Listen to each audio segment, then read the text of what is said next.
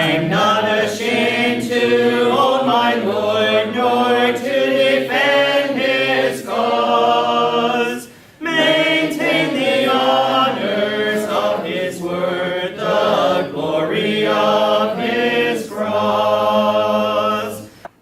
Hello, I'm James Brown, and on behalf of the East End Church of Christ located in Toronto, Canada, I'd like to welcome you to Monday's edition of Walking Through the Bible, a podcast where we seek to study the Bible and the Bible alone. Please stick around afterwards for information on how you can contact us. But for now, if you have a Bible with you, please go to the book of Genesis, and we'll turn you over to Jeremy Dieselkamp for our study of the day. Thank you, James, and welcome to all of our viewers. This is the 78th lesson in our study of Genesis. On Saturday, we covered Genesis chapter 24, verses 29 to 41, discussing how Abraham's servant explained to Laban and Bethuel the reason for his visit. If you missed that episode and would like to watch it, you can find it and all of our other podcasts on our website at www.eastendchurch.org. You can also find them on our YouTube channel at www.youtube.com/EastEndChurchOfChrist under the Walking Through the Bible Genesis playlist. Today we're going to begin with Genesis chapter 24, verse 42, and read through verse 49. The text that you'll see on the screen is from the English Standard Version, but you're welcome to follow along with any version that you have. So let's now read Genesis 24, beginning at verse 42. I came today to the spring and said, O Lord, the God of my master Abraham, if now you are prospering the way that I go, behold, I am standing by the spring of water. Let the virgin who comes out to draw water, to whom I shall say, Please give me a little water from your jug to drink, and who shall say to me, Drink, and I will draw for your camels also, let her be the woman whom the Lord has appointed for my master's son. Before I had finished speaking in my heart, behold, Rebekah came out with her water jar on her shoulder, and she went down to the spring and drew water. I said to her, Please let me drink. She quickly let down her jar from her shoulder and said, Drink, and I will give drink to your camels also. So I drank, and she gave drink to my camels also. Then I asked her, Whose daughter are you? She said, The daughter of Bethuel, Nahor's son, whom Milcah bore to him. So I put the ring on her nose and the bracelets on her arms. Then I bowed my head and worshipped the Lord, and blessed the Lord, the God of my master Abraham, who had led me by the right way to take the daughter of my master's kinsman for his son. Now then, if you are going to show steadfast love and faithfulness to my master, tell me, and if not, tell me, that I may turn to the right hand or to the left. On Saturday we found that Abraham's servant was explaining to Laban and Bethuel, Rebekah's brother and father respectively, why he had come to Haran. He told them who he was, the servant of Abraham, their kinsman. He told them of how Abraham had become great because the Lord had blessed him, how he had a son, Isaac, in his old age, and that he had come to find a wife for Isaac from among Abraham's family.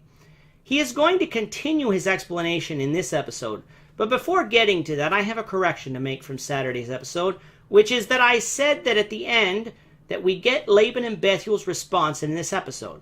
I got a little ahead of myself, and for that, I apologize. We're going to get their response, the Lord willing, in tomorrow's episode.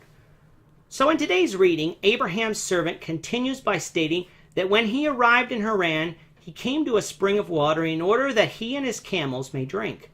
Knowing that it would be the young women who'd come to draw the water, he prayed to God that God's choice for Isaac's wife would be revealed to him.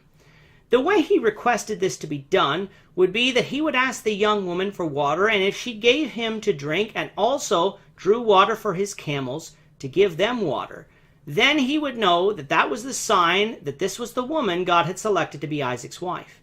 He told them that no sooner had he finished these words that Rebekah came to the well with her jar. He asked her for some water, which she was willing to give him, but then she told him that she would draw water for his camels also.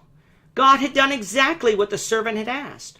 The servant, however, needed to know if the woman was of Abraham's kindred, because it was a woman from Abraham's kindred that was to be selected. In other words, what had happened could have been a coincidence and not been God's selection if she wasn't from the right family.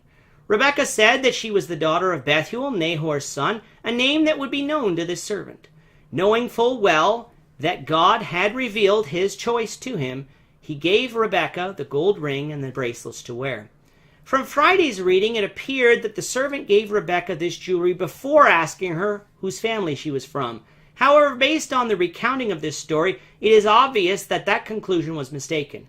While this might seem like an insignificant detail, it's always important to correct our mistakes, no matter how small they are. So that's what I'd like to do here, and I would like to apologize to our viewers for making this error. Having now finished recounting his story, the servant then asked Laban and Bethuel if they would consent to Rebekah becoming Isaac's wife. Permission from the family was customary at that time, so that is why the servant asked this question.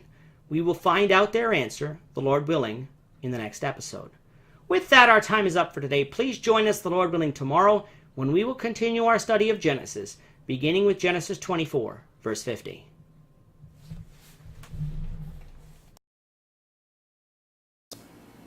Thank you, Jeremy. And to our viewers, we also thank you for watching. Don't forget to subscribe to our YouTube channel by clicking on the subscribe button below. Should you have any questions or comments, please leave a comment below or email us at answerintheword@gmail.com. We'll try to respond to you as quickly as we can. We hope you'll join us, the Lord willing, tomorrow when we'll be continuing our study of the book of Genesis. Goodbye for now and have a great day. I'm not ashamed to own my Lord, nor to